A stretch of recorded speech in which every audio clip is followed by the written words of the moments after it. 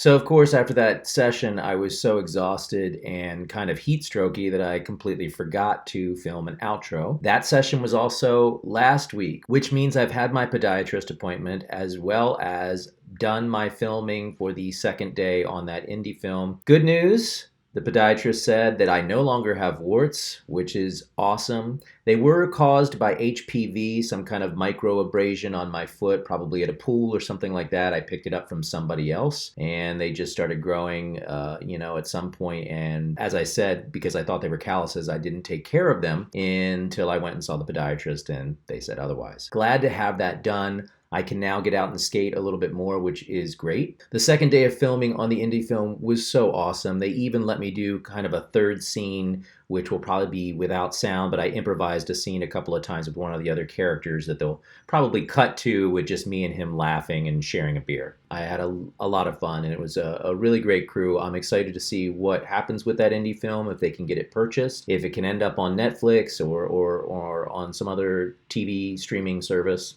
We'll see what happens. I'll keep you guys posted. Anyway, Scuba Steve, I hope this gave you a little indication of where I'm at with flat ground tricks. I'm obviously not getting out nearly as much as I used to. I'm hoping to get out more now that the kids just went back into school today for the school year. I know a lot of people are excited. Hopefully that's the case for you if you have children and the area that you're at does not have a Delta variant exploding and causing schools to go back to online. Guys, thank you for liking, commenting, and subscribing. Have an awesome day.